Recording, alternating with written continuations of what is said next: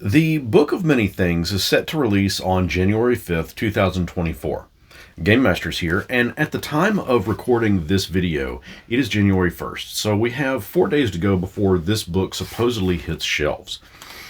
Of course, you can grab it via digital copy over on D&D Beyond right now, but here's what's interesting. While the book release was delayed through what we assume was a card printing issue on the deck of Many Things that comes, along with this book, we've seen verified documentation that January 5th is the new release date, both directly on Wizards' website where you can pre-order it, as well as through a post that they made on D&D Beyond. It also cites that EMEA and APAC locations will get it on or around January 29th. But if you go to the Amazon page, it still shows as being unavailable. So it looks like as of right now, just a few days before it's due to release, the only way that you can get it is either direct from Wizards of the Coast or from your local game store. And that's not a complaint. I'm fine with Jeff Bezos not taking a dime from this transaction. I'd much rather see that cash flow into your local game store. But it does make me a touch curious if something else is going on kind of behind the scenes. We also know that Penguin Random House severed their distribution of D&D books, and that effective January 1st, it's only WotC approved distributors that will be able to sell these books. This is exactly how it used to be back in the 1990s and early 2000s with distributors like Alliance or Diamond, GTS and the like being among those on the approved list.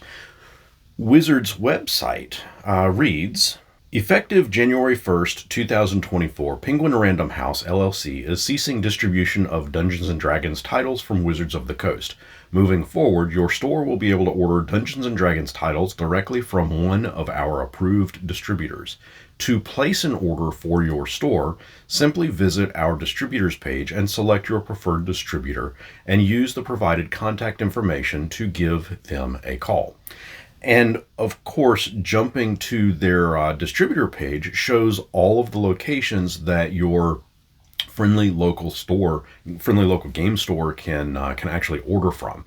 It used to be, even going further back to the early 1990s, that you could only order direct from Wizards of the Coast. They were their own distributor. But honestly, the logistics of Wizards' growth between Magic the Gathering success and their acquisition of TSR meant that they really had to expand that distribution network to distributors that were in the business of, distributing games to game stores. And it looks like we may be returning to that. But it still leaves the question about the behind the scenes of what is going on with this scaling back.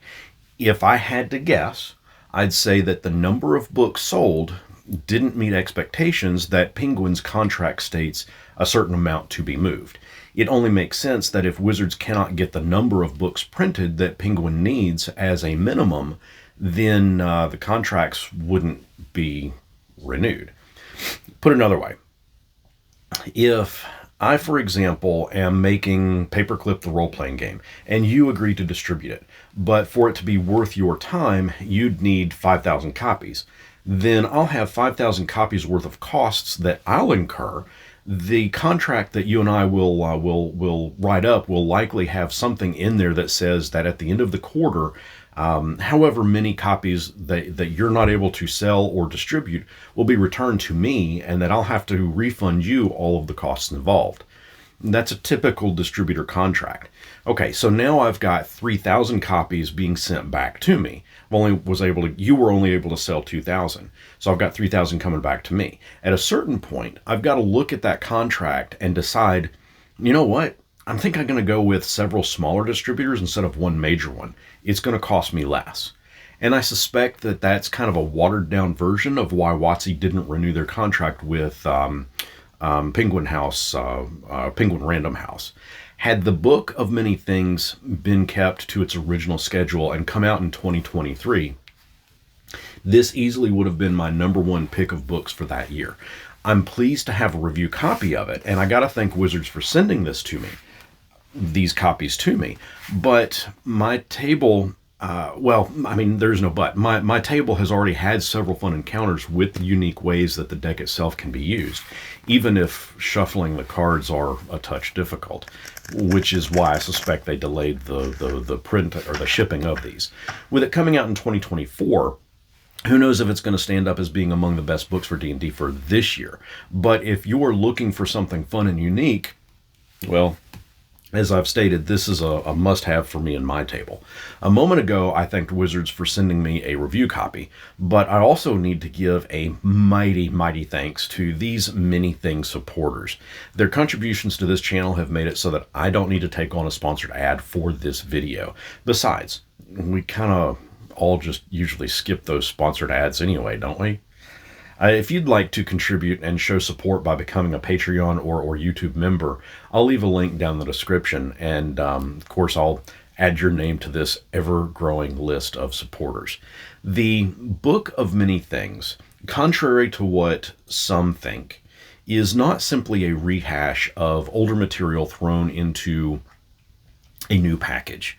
While the Deck of Many Things is an old magic item from D&D's earliest days, this book expands that deck with an additional 44 cards, giving you a selection of 66 total cards to throw into one large deck for you to kind of tempt your players with, or you can customize your own deck with the cards.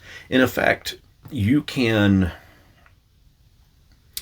make your own deck. You can make it as deadly as you need it to be, or as tame as you need it to be. The book itself includes advice on how to use the deck, but also new ways to use it, as opposed to simply just drawing a card and experiencing its effects. For example, there is the Moonstalkers and the Moon card. Well, the Moonstalkers, they're all werefolk, right? And their number one goal is to locate the Moon card, as it grants the ability to cast the Wish spell, I think it's 1d3 times.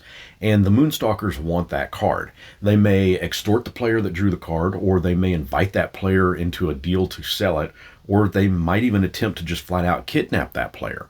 Whoever it is that holds that card, they want that card. There are many more examples as to how to integrate the Deck of Many Things into an adventure, or even into an ongoing campaign. And as mentioned, not every single card is a party-killing card. Now, I won't deny that it's still a possibility, but the DM being able to craft their own decks specific to their table, the possibilities are endless, which is why this is a must-have and would have gotten my vote for the #1 book of 2023.